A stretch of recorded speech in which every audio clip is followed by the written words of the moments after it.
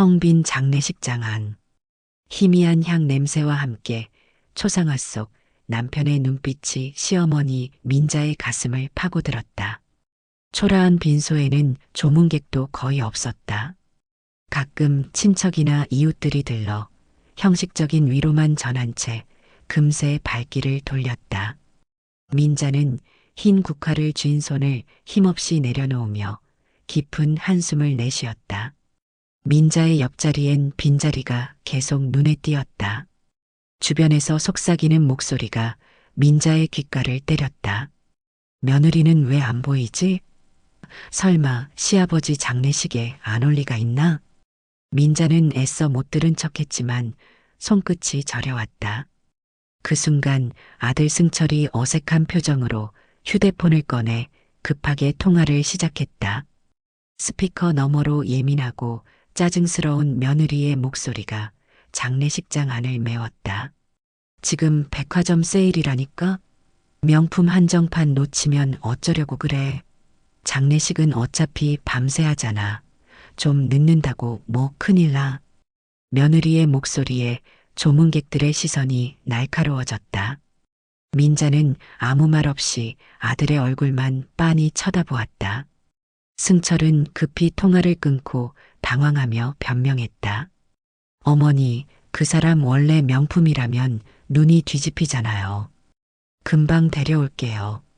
너무 속상해하지 마세요. 민자는 잠시 침묵했다. 그녀의 얼굴엔 아무 감정도 나타나지 않았지만 속은 이미 천갈래 만갈래 찢어진 기분이었다. 애써 숨겨왔던 서러움과 분노가 한꺼번에 차오르며 민자의 눈가가 붉어졌다. 내가 지금껏 어떻게 살아왔는지 이제야 알겠구나. 초상화 속 남편은 여전히 말없이 민자를 응시하고 있었다. 빈소의 시계 초침 소리만이 그녀의 귀를 찌를 듯 크게 들렸다. 아들 승철은 민자 옆에 서서 초조한 기색을 감추지 못했다. 그는 장례식장 구석으로 어머니를 살짝 데려가며 다급히 말을 꺼냈다. 어머니, 죄송해요. 제가 제대로 말렸어야 했는데 며느리도 나쁜 뜻은 아니었어요. 민자는 싸늘한 표정으로 승철의 말을 들었다. 그 순간 오래된 기억들이 파도처럼 밀려왔다. 승철과 며느리가 처음 집에 인사 왔던 날이었다. 그날도 며느리는 거침없는 성격을 숨기지 않았다. 명품 가방에 고급 외제차까지 타고 와 자신을 소개하던 그녀의 모습은 민자의 마음을 불편하게 했다.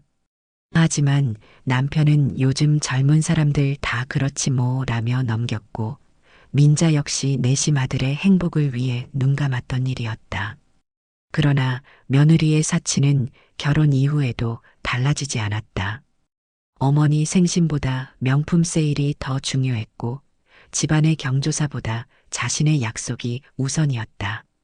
민자는 그 모든 것을 남편을 위해 참아왔다.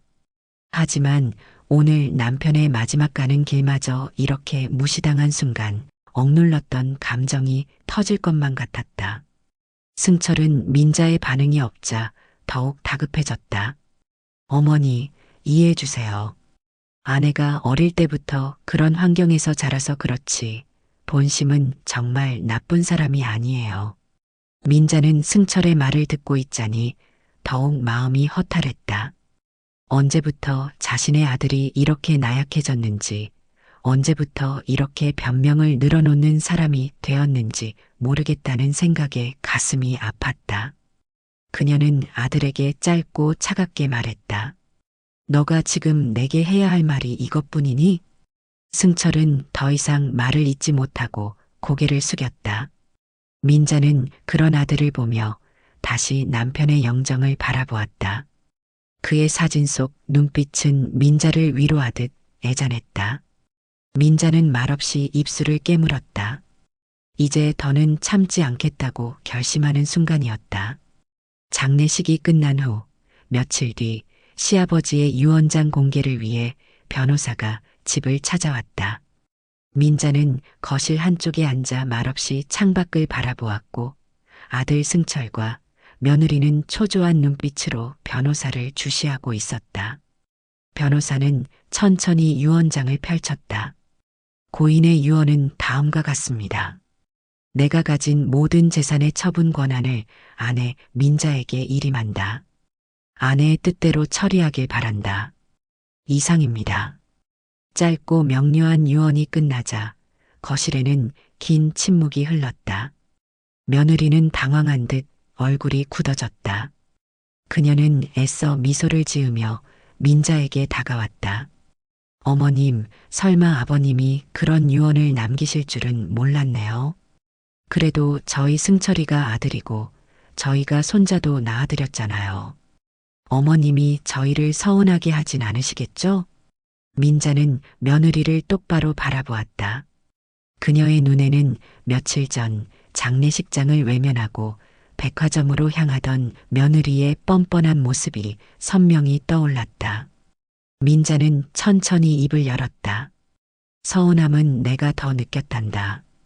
너는 정말 내 남편의 죽음을 존중했니? 며느리는 입술을 깨물며 어색하게 웃었다. 그때는 정말 급한 일이었어요. 어머님께서도 이해하실 거라 믿었고요. 민자는 깊은 숨을 내쉬었다. 승철은 그저 멍하니 앉아 변호사와 민자의 얼굴을 번갈아 바라봤다. 민자는 잠시 눈을 감았다 뜨며 다시 입을 열었다. 난 그동안 너희들을 위해 참을 만큼 참았다고 생각한단다. 하지만 이번만큼은 더 이상 참지 않을 생각이다. 민자의 단호한 목소리에 며느리의 표정은 어두워졌다. 변호사는 조용히 자리를 정리하고 일어나며 민자에게 인사를 건넸다. 사모님의 결정을 존중하겠습니다. 준비되시면 연락 주세요. 변호사가 떠난 후 거실에는 다시 긴 침묵이 내려앉았다. 민자는 차가워진 찻잔을 들며 속으로 생각했다. 이제 정말 끝이구나. 며칠 후 민자는 변호사를 다시 불러 최종 결정을 전달했다. 아들 승철과 며느리가 함께 있는 자리였다. 변호사는 공손하게 민자의 결정을 읽어나갔다. 사모님께서는 돌아가신 고인의 모든 재산을 지역의 소외계층을 위한 자선단체에 기부하시기로 결정하셨습니다. 그 말을 듣자마자 며느리의 얼굴이 새파랗게 질렸다. 그녀는 믿을 수 없다는 표정으로 변호사와 민자를 번갈아 쳐다보았다. 어머님, 지금 무슨 말씀을 하시는 거예요? 저희는요? 저희 가족은요? 민자는 냉정한 표정으로 며느리를 바라보았다. 너희들은 이미 충분히 가지고 있지 않니? 그렇게 좋아하는 명품도 마음껏 샀으니 이 정도면 만족해야지. 며느리는 급기야 목소리를 높이며 따지기 시작했다. 어머님, 이건 너무하세요. 저희한테 이러시면 안 되죠. 저희가 누굴 위해서 이렇게 참고 살아왔는데요. 민자의 입가에 쓴웃음이 번졌다. 참고 살아왔다는 게 내 남편 장례식 날 쇼핑을 간 내 행동을 말하는 거니? 며느리는 얼굴을 붉히며 더 큰 소리로 반박했다. 어차피 돌아가신 분보다 살아있는 사람이 더 중요한 거잖아요. 저도 제 생활이 있다고요. 그 순간 아들 승철이 큰 소리로 며느리를 제지했다. 여보, 그만 좀 해. 어머니, 그래도 저희한테 상의 한마디 없이 이렇게 결정하시면 안 되죠. 민자는 아들의 말에 깊이 실망한 듯 천천히 입을 열었다. 상의? 너희들이 내게 상의한 적 있었니? 너희들이 원하는 걸 얻기 위해 나를 무시하고 외면한 게 언제부터였는지 기억조차 안 나는구나. 민자의 눈가에 눈물이 맺혔다. 그러나 그녀의 목소리는 흔들리지 않았다. 너희들은 이미 내 마음속에서 충분히 가져갈 것을 다 가져갔다. 이제 남은 건 내 방식대로 정리하련다. 아들과 며느리는 충격을 받은 듯 말을 잇지 못했다. 민자는 홀가분한 표정으로 변호사에게 고개를 끄덕였다. 드디어 오랜 세월 마음을 억눌러 왔던 짐을 내려놓은 순간이었다. 승철과 며느리는 격분하며 현관문을 쾅 닫고 집을 떠났다. 민자는 혼자 남은 텅 빈 거실을 조용히 둘러보았다. 방 안의 공기가 차갑게 느껴졌다. 그제야 그녀는 진정 홀로 남았다는 사실을 실감했다. 민자는 조용히 자리에서 일어나 남편의 영정사진 앞으로 다가갔다. 미소를 지으며 그녀를 바라보는 남편의 눈빛이 그 어느 때보다 따뜻해 보였다. 이제야 당신의 마음을 알겠어요. 내가 왜 그렇게 바보같이 참고 살았을까요? 남편의 사진 앞에 놓인 작은 촛불이 조용히 흔들렸다. 민자는 사진 속 남편을 바라보며 천천히 입을 열었다. 승철이를 이렇게 키운 건 결국 내 잘못이겠죠? 당신이 떠나고 나서야 깨닫는 게 너무 많네요. 민자의 목소리가 낮게 떨렸다. 그녀는 남편과의 지난 날을 하나하나 떠올렸다. 젊은 날에 행복했던 순간들, 아이를 키우며 쏟았던 정성, 그리고 어느 순간부터 남편과의 거리가 생기고 가족의 마음이 점점 멀어진 순간들까지. 이 집이 이렇게 조용할 줄 몰랐어요. 너무 허전하네요. 민자는 텅 빈 소파에 앉아 창밖을 바라보았다. 창밖에는 석양이 지고 있었다. 고요히 저무는 저녁 노을을 보며 그녀는 긴 한숨을 내쉬었다. 그러나 그 한숨은 슬픔이나 후회보다는 새로운 다짐을 품고 있었다. 그녀는 앞으로 홀로 어떻게 살아갈지 마음을 단단히 먹었다. 그래요.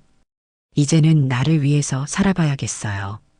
더 이상은 누구를 위해서도 참지 않을 거예요. 민자는 남편 사진 옆에 놓인 작은 화분에 물을 주었다. 메말랐던 흙이 촉촉이 젖어드는 걸 보며 그녀의 마음도 조금씩 채워지는 기분이었다. 당신도 거기서 지켜봐줘요. 나 이제 괜찮을 거예요. 민자의 눈가에 흐르던 눈물이 미소와 함께 빛났다. 조용히 흐르는 눈물을 닦으며 그녀는 작게 속삭였다. 그래요. 이렇게 살아보는 것도 나쁘진 않을 거예요. 창밖으로 노을이 완전히 저물고 있었다. 하루가 끝나고 또 다른 하루가 기다리고 있었다.